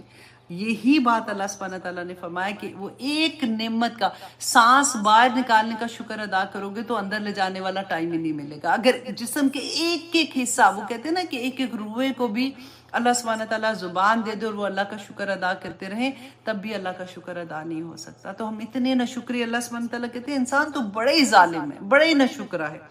और वइज़ काला, आयत नंबर 35 में अल्लाह सुब्हाना ताला फरमाते हैं, वइज़ काला इब्राहीम रब्बी जअल, जब इब्राहिम अलैहिस्सलाम ने कहा। अब यहाँ पे देखिए, आप पहले अल्लाह सुब्हानहू ताला ने फरमाया कि इंसान बड़ा ही जालिम है और बड़ा ही नाशुक्रा है। अब अल्लाह सुब्हानहू ताला ने फरमाया कि नहीं, इब्राहिम अलैहिस्सलाम एक इंसान थे जो अल्लाह का बड़ा शुक्रगुजार बंदा था। और इसका क्या मतलब है कि अल्लाह सुब्हानहू ताला हमें भी ये बताते, हम भी ये कर सकते हैं। देखिए नबियों के बारे में या रसूलों के बारे में आप बार बार पढ़ते हैं ना कि अल्लाह सुब्हानहू ताला फरमाते हैं कि वो इंसान थे। वो इसी वजह से, हम कई दफ़ा होता है ना कि बाज़ लोग कहते हैं, वो गुस्से में आ जाते हैं, वो कहते हैं कि जी वो तो नूर थे, वो ऐसे थे। मैं कहती हूँ नूर भी होंगे, सब कुछ होंगे, लेकिन जो अल्लाह सुब्हाना ताला हमें यहाँ पे मैसेज देते हैं कि वो इंसान थे, तुम्हारी तरह के इंसान थे, और अल्लाह सुब्हाना ताला ने उनको चुन लिया था। आपको भी तो अल्लाह ने चुना है ना। आप कुरान की क्लास में बैठे हुए हैं, आप कुरान का इल्म लेते हैं, आप सबक याद करते हैं, आप अल्लाह से जुड़े हुए हैं, तो अल्लाह ने चुना है, वरना हमारी क्या औकात है, हम कैसे आ सकते हैं। अल्लाह ने नबियों को, तो वो तो अशरफुल मखलूकात में से थे ना, जब चुना तो अल्लाह सुब्हाना ताला अब इब्राहिम अलैहिस्सलाम की एग्जाम्पल क्यों दे रहे हैं कि मुशरिकीन मक्का जो थे वो کس سے نسبت جوڑتے تھے؟ حضرت ابراہیم علیہ السلام سے جوڑتے تھے نا، کیونکہ وہ ایکچولی تو انہی کی نسل میں سے تھے۔ حضرت ابراہیم علیہ السلام ہی تو وہاں پہ اپنے بیٹے کو اور اپنی بیوی کو چھوڑ کے آئے تھے خانہ کعبہ کے پاس، وہیں پہ وہ ان کی اولادوں کی اولادوں کی اولادیں ہوتی رہی، تو مشرکین مکہ تو وہی تھے۔ تو اللہ سبحانہ تعالیٰ ایکچولی یہاں پہ میسج کیا دے رہے ہیں کہ دیکھو وہ ابراہیم علیہ السلام تو حنیفاً تھے، وہ شرک نہیں کرتے تھے، تو تم لوگ جو کر رہے ہو وہ تم غلط کر رہے ہو۔ تو اسی آئیڈیا کو ذہن میں لے کے اب آیت سنیے گا، وَإِذْ قَالَ إِبْرَاهِيمُ، اللہ سبحانہ تعالیٰ فرماتے ہو یاد کرو جب کہا ابراہیم نے رب اجعل، اے میرے رب بنا دے، ھذا البلد آمنا، اس گھر کو امن والا، کس گھر کو؟ مکہ کو، وجنوبنی، اور بچا لے مجھے، وبنیا، اور میری اولاد کو، ان نعبد الاصنام، کہ ہم عبادت کریں بتوں کی۔ اب وہی بات جو میں نے آپ کو بتائی تھی، کیونکہ حضرت ابراہیم علیہ السلام یہ دعا کس کے لیے کریں، اس لیے آپ دیکھیں یہاں پہ ہمیں اب دیکھیں گے بار بار پوری دعائیں ہیں حضرت ابراہیم علیہ السلام کی، جو انہوں نے مناجات کی تھی اللہ سبحانہ تعالیٰ کے سامنے، اور اپنی اولاد کے لیے بھی دعا کی تھی۔ آپ کو یاد ہے حضرت نوح علیہ السلام نے جب کہا تھا کشتی پہ سوار ہوتے ہوئے کہ یا پاک پروردگار، آپ نے تو کہا تھا کہ آپ مجھے اور میری اولاد کو بھی بچا لیں گے، تو میرا بچہ وہ آئے، تو اللہ سبحانہ تعالیٰ نے کہا کہ آپ اس کی بات نہ کریں، یہ تمہاری اس میں سے نہیں ہے، اولاد میں سے نہیں ہے۔ تو ہمیں کیا ہے کہ ہم ایسی بات جب سنتے ہیں نا، تو ہمارے ذہن میں یہی بات آتی ہے کہ اچھا فلاں بچہ کا یہ بات، فلاں کی یہ بات ایسے کیسے، نبیوں کی اولادوں میں سے بھی ایسے تھا، انہوں نے بھی دعائیں مانگی اللہ سبحانہ تعالیٰ سے۔ اب یہاں پہ دیکھیے کہ وہ دعا مانگ رہے ہیں اپنے سارے بچوں کے لیے نا، کہ میرے بچوں کو بنیا، میری اولاد کو بھی، کہ وہ نہ عبادت کریں کس کی؟ بتوں کی۔ تو ہم یہ سوچیں کہ نبی تو اپنی ذریات کے لیے دعا کر رہے ہیں، تو مشرکین مکہ تو انہی کی ذریات میں سے تھے، پھر وہ کیوں عبادت کرتے تھے بتوں کی؟ تو یہاں پہ جو ہے مفسرین کئی دفعہ نام ایسے پھسل جاتے ہیں، مفسرین نے لکھا ہے کہ یہاں پہ ان کی مراد ان کی صلبی، ان کے اپنے بچے جیسے اولاد تھی، ان کے بارے میں یہ تھا کہ ان کو اللہ سبحانہ تعالیٰ بتوں سے دور رکھنا۔ اب آگے دیکھیے کہ فرماتے ہیں آیت نمبر 36 میں، ربی، اے میرے رب، انہن، بے شک انہوں نے، اضللنا، گمراہ کر دیا، کثیرن، بہت سے لوگوں کو، من الناس، لوگوں میں سے، فمن تبعنی، پس جو کوئی پیروی کرے میری، فانہ منی، تو وہ مجھ میں سے ہے، ومن عصانی، اور جو کوئی نافرمانی کرے میری، فانک عفو رحیم، تو وہ بے شک تو بہت بخشنے والا اور رحم کرنے والا ہے۔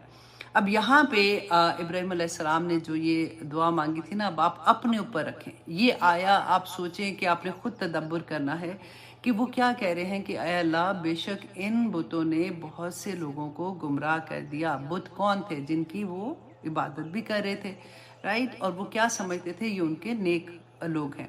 اور پھر رسول اللہ کی بات بھی یاد رکھیے گا کہ ہر زمانے کے بت فرق ہیں۔ آج ہمارا خدا کون بن گیا؟ ہمارا اللہ سبحانہ تعالیٰ نے قرآن میں ہمیں کہا نا، تمہاری اپنی خواہش نفس تمہارا خدا بن گیا، ہماری دولت، ہمارا پیسہ ہمارا خدا بن گیا۔ تو وہی بات یہاں پہ بھی ہے کہ بہت سے لوگوں کو گمراہ کر دیا، اور واللہ جو گمراہ ہو رہا ہوتا ہے نا، اس کو پتہ بھی نہیں چلتا، وہ یہی سمجھتے، وہ ایسی ایسی مثالیں دیں گے، ایسے ایسے دل اپنے آپ کو ٹھنڈا رکھنے کے لیے ایسی چیزوں سے اگزامپلز دیتے ہیں، اور مطمئن بالکل اللہ سبحانہ تعالیٰ، پھر ڈر بھی لگتا ہے آنیسٹلی جب آپ کی زندگیوں میں قرآن کھلتا ہے نا، آپ کو لوگوں کی سمجھ آنی شروع ہوتی ہے کہ یا پاک پروردگار، آپ نے کہا تھا کہ ایسے لوگ ہیں، کسی پہ وہ کہتے ہیں نا کہ جج نہیں کرنا چاہیے غلط طریقے سے، لیکن ایک ہوتا ہے نا کہ اندر کی فیلنگ اٹھتی ہے کہ ہائے یا پاک پروردگار، میرے ساتھ یہ معاملہ نہ کرنا، کہ اتنا یہ بندہ، اس کو تو سارا علم ہے، یہ قرآن بھی جانتا ہے، یہ بات بھی اچھی کرتا ہے، یا اللہ یہ حدیث بھی شامل کرتا ہے بات کرنے میں، اس کو سارا پتہ ہے، پھر یہ تیرا یہ حکم کیوں نہیں مان رہا؟ پھر اس کے لیے یہ حکم ماننا کیوں مشکل ہے؟ تو اللہ سے ادھر توبہ کیا کرے، کیونکہ اللہ قبول کرتا ہے اس بات کو۔ تو اللہ نہ کرے کہ کبھی ہمارے پاس بھی ایسا وقت آ جائے کہ ہمیں سمجھ ہی نہ آئے، ہم کہیں کہ نہیں ہم ٹھیک کر رہے ہیں، اور وہ کیوں ہوگا؟ جب ہم اللہ کی نافرمانی کرتے ہیں نا، تو اللہ سبحانہ تعالیٰ ایسا نہیں ہے، دنیا میں آنیسٹلی جو گناہ ہوتے ہیں نا، ان کا اثر اس دنیا میں بھی آ جاتا ہے۔ میں اپنے ٹیچرز کو ہمیشہ یہ بات کہتی ہوں کہ بیٹا، اگر آپ اللہ کے راستے میں انصاف نہیں کرو گے نا، کیونکہ اتنا بڑا عہدہ اللہ سبحانہ تعالیٰ نے تمہیں دے دیا کہ تم قرآن سکھانے والے بن گئے ہو. اگر تم اس میں کوئی ایسی ڈنڈی مارتے ہو کہ ہائی میرے سے تو نہیں ہوتا، بس ٹھیک ہے جلدی جلدی کلاس لے لی یا جلدی جلدی یہ کر لیا، آپ نے اس کا حق نہیں ادا کیا نا، اللہ سبحانہ تعالیٰ تمہاری جگہ پہ دوسرے کو لے آئے گا. اللہ کو کوئی پرواہ نہیں ہے اس بات کی. دیکھیں اگر تو آؤ ہی نا، سیدھی سی بات ہے، لیکن اگر آ گئے ہو، وہی بات ہے لا اکراہ فی الدین، کہ زبردستی نہیں کوئی بھی لا سکتا، لیکن اگر آ گئے ہو اور اللہ کے نام سے آئے ہو نا، تو پھر اللہ سبحانہ تعالیٰ بہت بری پکڑ آ جاتی ہے بندے کی اگر وہ زیادتی کرتا ہے. تو کسی بھی معاملے میں آپ دیکھ لیں، نہ صرف پڑھانے کی بات ہے، ایز اے مسلمان جب ہم اپنے آپ کو مسلمان ڈکلیئر کر دیتے ہیں، پھر اگر ہم غلط کام کرتے ہیں نا، تو اللہ کی پکڑ بہت بری ہوتی ہے. کیونکہ لوگ ہمیں پرسیو کرتے ہیں ایسا مسلمان، لوگ ہمیں سمجھتے ہیں کہ یہ مسلمان ہے تو یہ ایسے نہیں کریں گے، یہ اچھا. فار ایگزامپل اگر میں اپنی بات کروں کہ کسی کو ہم دیکھیں کہ بہت اس کی اپیرنس بھی بہت ایسے ہے کہ پتہ چلتا ہے اللہ والا ہے، تو ہمیں آٹومیٹیکلی لگتا ہے کہ یہ جھوٹ نہیں بولے گا، یہ دھوکہ نہیں دے گا، اچھا میں اس سے اپنی بات شیئر کروں گی، یہ دوسرے کو نہیں بتائے گا. سب سے بڑی بات، اور وہ بندہ اگر غلط کر لے تو واللہ پھر پکڑ بڑی بری آتی ہے. تو اس لیے کوشش کیا کریں کہ جب آپ عہد کر لیتی ہیں نا لا الہ الا اللہ کا، اور اللہ سبحانہ تعالیٰ کے راستے میں آنے کا عہد کر لیتی ہیں، تو پھر یہ ساری چیزوں کا خیال بہت رکھیں. بات صرف اتنی ہے کہ غلطی پھر بھی ہوگی، اللہ سبحانہ تعالیٰ انشاءاللہ جب ہم توبہ کرتے ہیں نا، اور کمال کی بات ہو جاتی ہے، واللہ کمال کی بات ہو جاتی ہے کہ غلطی کراتے ہیں نا، پتہ نہیں چلتا، جیسے انجانے میں غلطی ہوگی، لیکن گھر آتے ایک دم سے ذہن میں آتا ہے کہ او مائی گاڈ میں نے یہ کیا کہہ دیا، یا میں نے کیا سن لیا، یا میں نے یہ بات کیوں ایسے کہہ دی ہے. اسی وقت جو اگلی نماز میں آپ بیٹھیں گے نا، ویسے تو اسی وقت ہی کر لیں، لیکن ہوتا ہے ذرا اس وقت ذرا دل بہت نرم ہوتا ہے، تو اللہ سبحانہ تعالیٰ سے گفتگو پوری کی پوری، یا پاک پروردگار ادھر میں جب بیٹھی تھی مجھے نہیں پتا تھا، میں نے ایسے کر لیا، آئندہ نہیں کروں گی، یا اللہ مجھے معاف کر دے، مجھے نہیں پتا تھا. واللہ انسان کی زندگی نا، وہ کہتے ہیں نا کہ دل آپ کا پالش ہوتا جاتا ہے، چمکتا جاتا ہے، اور جس دل میں تھوڑی سی بھی قدورت ہوتی ہے نا، اس میں اللہ سبحانہ تعالیٰ کا نور تو نہیں آ سکتا. تو جو صاف دل ہوگا، اللہ سبحانہ تعالیٰ کو سب پتا ہوتا ہے، اس دل میں اللہ سبحانہ تعالیٰ کی یاد پکی آ جاتی ہے، اللہ سکون دے دیتا ہے. ویسے تو سکون دیکھے دنیا میں اللہ نے رکھا ہی نہیں ہے. اللہ اکبر. اللہ سبحانہ تعالیٰ ہمیں توفیق دے کہ اللہ کے احکامات کو سمجھنے اور اس پہ عمل کرنے والے بن جائے. آمین ثم آمین. اب آگے دیکھیے اللہ سبحانہ تعالیٰ فرماتے ہیں آیت نمبر 37 میں کہ ابراہیم علیہ السلام اب کیا دعا کریں، ربنا اے ہمارے رب، انی اسکنتو بے شک میں نے بسا لیا، من ذریاتی اپنی اولاد میں سے کچھ کو، بوادن غیر ذی زرعن ایسی وادی میں جس میں کھیتی باڑی نہیں ہے، عند بیتک المحرم کہ تیرے گھر کے پاس حرمت والے. ربنا کیوں بسایا؟ اب یہاں پہ کیوں کا جب سوال ہے نا، اب سارے ایک اپنے آپ سے بھی کیوں کا سوال کریں کہ جب بھی ہم نے گھر لینا ہوتا ہے، کبھی ہم کیا سوچتے ہیں ایسے کہ ہم اپنا گھر جو لیں گے وہ مسجد کے پاس ہو، یا ایسی جگہ پہ ہو جہاں پہ اللہ سبحانہ تعالیٰ کی یاد والے لوگ زیادہ رہتے ہیں. ہماری پرائرٹی دیکھیں، پاکستان میں تو ہر آلموسٹ محلے کے پاس مسجدیں ہوتی ہیں، رائٹ، انڈیا میں بھی ہوتی ہوں گی اسی طرح سے، جو مسلمان جہاں پہ زیادہ ہوتے ہیں وہاں پہ. لیکن وہ ہوتا ہے کہ آپ نے ویسے ہی گھر وہاں پہ لے لیا، لیکن کیا اس سوچ کے ساتھ کہ میں وہاں پہ گھر لوں، وہاں پہ مسجد ہے، جامع مسجد ہے، یا فار ایگزامپل وہاں پہ کلاسز ہوتی ہیں، میرے بچے جو ہے وہ اللہ کا دین بھی سیکھ سکیں گے. تو یہاں پہ ہمیں بہت بڑا سبق ملتا ہے کہ ابراہیم علیہ السلام ایسی جگہ پہ، دیکھیں ہم سوچتے ہیں نا کہ بچوں کو بیسٹ جگہ پہ رکھیں، جتنی بھی اوقات ہوتی ہے، جس بھی لیول پہ ہم ہوں گے اس لیول پہ، بیسٹ لیول پہ ہم نے رکھنا ہوتا ہے کہ بچے اچھے اسکول میں جائیں، اچھے گھر میں رہیں، جو بھی ان کو آسانیاں ملے. اب یہاں پہ ابراہیم علیہ السلام اپنے دودھ پیتے بچے کو اور اپنی بیوی کو ایک ایسی جگہ پہ جہاں پہ کوئی چیز نہیں، سوائے پہاڑوں کے، نہ پانی ہے، نہ کھانے کا، نہ کچھ نہ کچھ، وہاں پہ کیوں چھوڑ کے آ رہے ہیں؟ اللہ کا حکم تھا، اللہ کا حکم تھا. آج مجھے اور آپ کو اس قرآن میں جو حکم ہے نا بالکل ویسے ہی حکم ہے. ہمیں یہ لگتا ہے نا کہ وہ تو جبرائیل علیہ السلام نے ان کو کہا تھا تو کیا انہوں نے نہیں کرنا تھا. تو مجھے اور آپ کو بھی یہ کتاب بھی جبرائیل علیہ السلام ہی رسول اللہ صلی اللہ علیہ وسلم کے قلب سلیم پر لے کے نازل ہوئے تھے. یہ وہی کتاب ہے جو میرے اور آپ کے ہاتھ میں ہے. اس میں جو احکامات ہیں وہ اتنے امپورٹنٹ ہے کرنے کے لیے جتنے وہ ابراہیم علیہ السلام کے لیے تھے. نور کے ممبروں پہ ایسے تو نہیں بیٹھا جائے گا نا. تو اللہ سبحانہ تعالیٰ نے دیکھیں یہاں پہ فرمایا کہ ابراہیم علیہ السلام نے کہا کہ وہ کیوں چھوڑ کے آئے تھے. دعا اب کر رہے ہیں کہ میں ایسی وادی میں اپنے بیوی بچوں کو چھوڑ کے جا رہا ہوں یا پاک پروردگار کہ ربنا لیقیموا الصلاۃ، تاکہ وہ نماز قائم کریں. فجعل افئدۃ من الناس، تو اے اللہ کر دے لوگوں کے دلوں کو تحوی مائل ہوں علیہم طرف اس کے. خانہ کعبہ بھی اس کا مطلب ہو سکتا ہے کہ مطلب اس گھر کے پاس جس میں نے کیا، اور میری ذریات مطلب انہی کی ذریات میں سے تو رسول اللہ صلی اللہ علیہ وسلم بھی تھے نا، پھر ان کی طرف ان کی محبت ہو لوگوں کی. وَرْزُقْهُم مِّنَ الثَّمَرَاتِ، اور رزق دے انہیں پھلوں میں سے. لَعَلَّهُمْ يَشْكُرُونَ، تاکہ وہ شکر گزار بن سکیں. سبحان اللہ. اب دیکھیے کہ یہ اس میں اس ایک ایک آیا میں نا جو ابراہیم علیہ السلام کی دعائیں ہیں، آپ بالکل اسی طرح سے کہ یہ جیسے آپ مانگ رہے ہیں تو آپ اس کو کیوں مانگ رہے ہیں. ابراہیم علیہ السلام نے کس وجہ سے یہ دعا مانگی تھی، تو وہ وجہ مجھے اپنے اندر کریٹ کرنی ہے. کہ ابراہیم علیہ السلام دیکھیں 90 سال تھے ان کی عمر، کائنڈ آف 90 سال آتی ہے جو ہم پڑھتے ہیں کہ جب اللہ سبحانہ تعالیٰ نے ان کو حضرت اسماعیل علیہ السلام اور حضرت اسحاق کی خوشخبری، وہ 100 آئی تھنک 16 یا 17 کے تھے جب اسحاق علیہ السلام کی خوشخبری دی تھی. تو ابراہیم علیہ السلام اسماعیل علیہ السلام اس عمر میں پیدا ہوئے. وہ کتنا پیارا بچہ ہوگا، وہ کتنا لاڈلا اور محبت والا بچہ ہوگا کہ میں کیسے اس کو چھوڑ سکتے. اللہ کا حکم آ گیا. اب کہتے ہیں جب وہ بیوی کو وہاں پہ چھوڑ کے آ رہے ہیں تو ایک جیسے ہوتا نا تھیلی اس کی کھجور کی اور پانی ایک مشکیزہ بس، اور وہاں پہ رکھا اور چل پڑے. اب میں اور آپ جب یہ قصہ سنیں گے تو ہم کہیں گے ہائے ہائے یہ کیسے ہو سکتا ہے، یہ تو ایسے نہیں ہے. نعوذ باللہ، ہم تو پتہ نہیں کیا کیا سوچے ہیں نا. اب دیکھیں کہ بیوی پیچھے آ رہی ہیں، بھاگ کے پیچھے آ رہی ہیں، کہہ رہی ہیں کہ ابراہیم آپ ہمیں کہاں چھوڑ کے جا رہے ہو.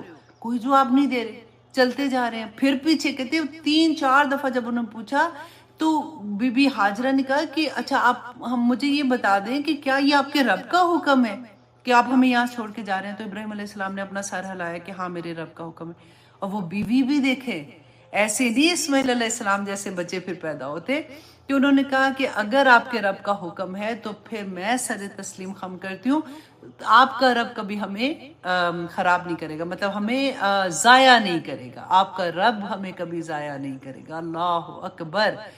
اب دیکھیں کہ وہ بیوی واپس پلٹ جاتی ہیں اور جا کے پھر وہی قصہ سارا کہ وہ بچہ کو جب بھوک لگتی ہے تو کبھی ادھر صفا پہ جاتی ہے، مروہ پہ جاتی ہیں، صفا پہ بھاگ رہی ہیں تو وہ پھر آب زمزم کا پانی نکلتا ہے اور پھر وہ کیسے اپنے بچوں کو پانی پلاتی ہیں، خود بھی پانی پیتی ہیں. آب زمزم کے پانی کے بارے میں بھی رسول اللہ نے فرمایا نا کہ اگر آپ بھوک کی نیت سے پیتے ہو تو آپ کو بھوک آپ کی ختم ہو جاتی ہے، اگر آپ پیاس کی نیت سے پیتے ہو تو پیاس ختم ہو جاتی ہے، اگر شفا کی نیت سے پیتے ہو تو بیماری ختم ہو جاتی ہے. اس میں اللہ سبحانہ تعالیٰ نے ہر طرح کی شفا بھی رکھی ہے. بلکہ ایک میں آئی تھنک امام ترمذی کا واقعہ پڑھی تھی. ان کے فادر جب حج کرنے کے لیے گئے تو کہتے ہیں کہ حج کا زمانہ تھا، اس زمانے میں تو لائٹیں بھی نہیں نہ ہوتی تھی، تو کہتے ہیں کہ اندھیری رات تھی تو رات کو وہ خانہ کعبہ میں طواف بھی کر رہے تھے.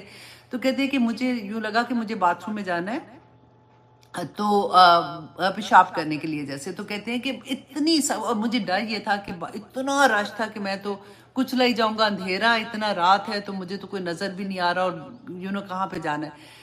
تو کہتے ہیں کہ جب مجھ سے ایسا ہوا کہ مجھ سے برداشت نہیں ہوا تو مجھے ایک دم یاد آیا کہ رسول اللہ صلی اللہ علیہ وسلم نے تو آب زمزم کے بارے میں کہا تھا کہ جس نیت سے پیو گے اللہ سبحانہ تعالیٰ وہی اس میں وہی شفا ڈال دیتے ہیں.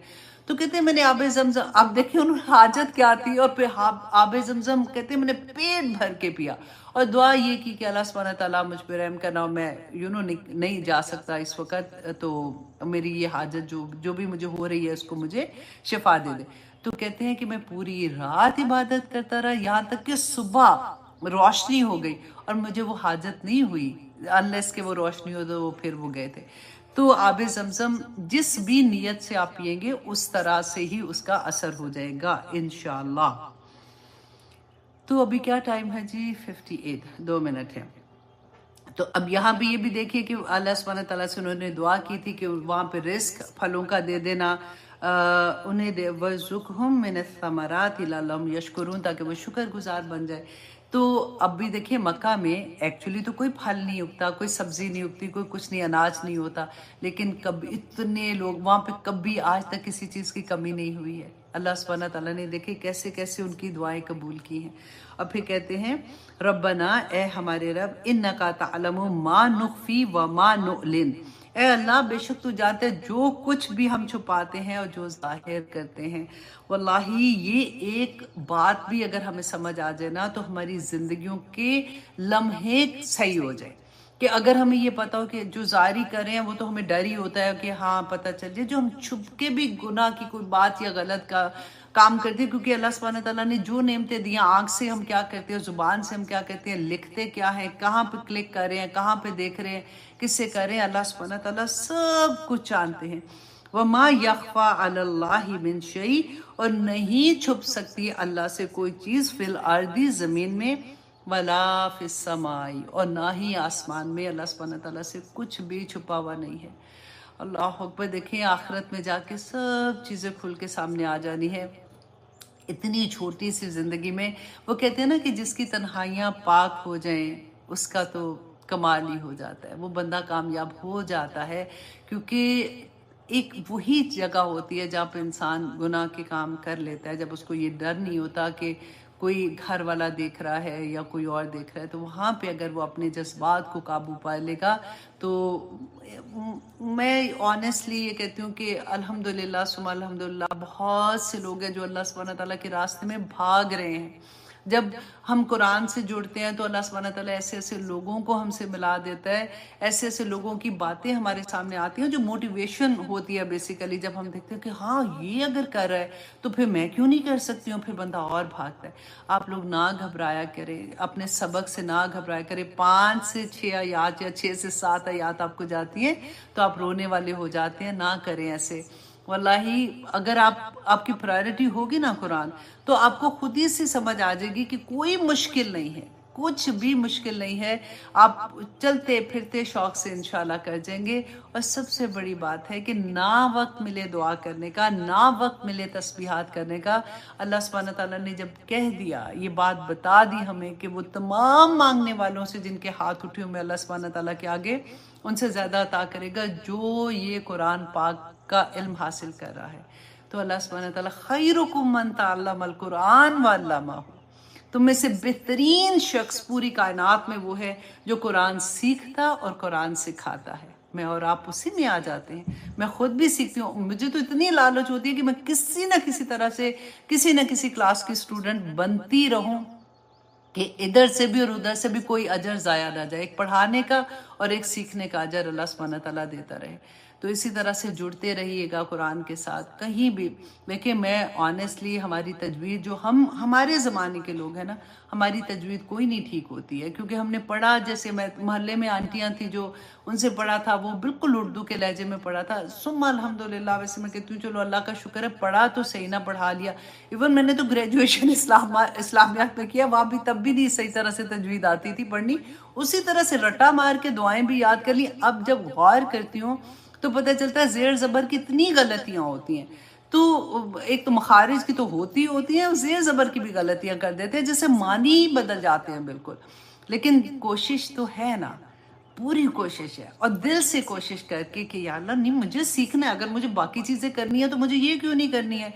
सारा दिन घर चलते फिरते वही बोलना शुरू हो जाता है, तो बहुत अच्छा लगता है। आप लोग भी ज़रूर कोशिश किया करें।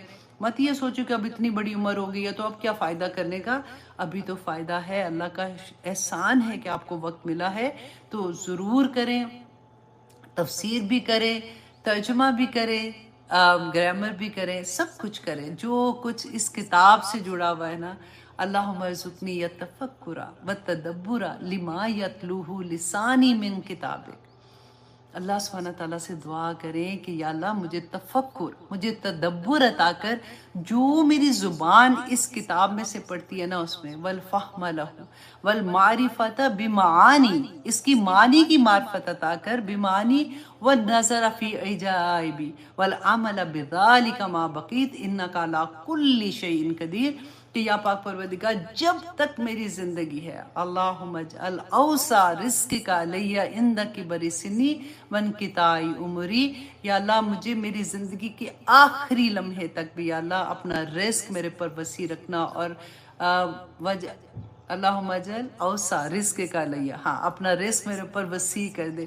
بہت پیاری دعائیں، آنیسٹلی جب میں شروع ہوتی ہوں تو پھر مجھے لگتا ہے کہ میں نے بند ہی نہیں ہونا، نہیں، لیکن کیونکہ وقت اب نہیں ہے، 4 منٹ اوپر ہو گئے، دعائیں یاد کرنا اور کرتے وقت بس وہ والی بھی جو سورۃ اعلیٰ کی میں نے آیت نہیں آپ کو بتائی، کیا تھی، میں نے آپ کو 2-3 دفعہ آج بتائی ہے، میں نے کہ لا ینسا، لا تنسا، کیا تھی، چلے لکھے نا ذرا، شابش آپ لوگوں کو اگر یاد ہے جنہوں نے سورۃ اعلیٰ، تو آپ میرے اسٹوڈنٹ نے تو ان کو یاد کیا ہوا ہے سب نے، آمین آمین، جی آمین، تو مجھے پتا ہے آپ لکھ رہے ہیں، آپ ذرا لکھیں کہ وہ کون سی دعا تھی۔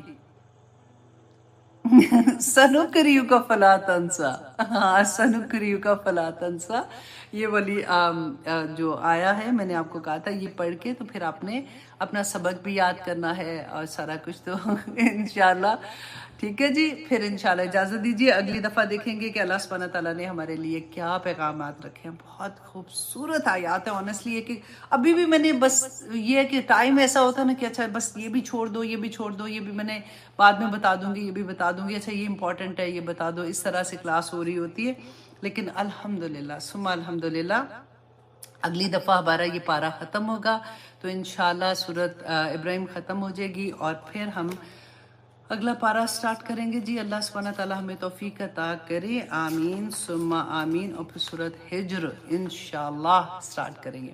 تب تک اجازت دیجیے، اپنے لو ونس کو، اپنے تمام جاننے والوں کو پلیز آپ میں ریکویسٹ کرتی ہوں قرآن سے جوڑنے کے لیے جو کچھ کر سکتے ہیں کریں، کسی طرح سے غلطی سے بھی کسی کی زندگی میں کھل گیا نا، ایک دفعہ کھلنے کی بات ہے پھر وہ جڑ جاتے ہیں، پھر ان کو کوئی روک نہیں سکتا، اللہ سبحانہ تعالیٰ نے یہی ہمیں کہا ہے کہ آپ نے جوڑنا ہے، پکڑنا اللہ سبحانہ تعالیٰ کا کام ہے، انشاءاللہ جی۔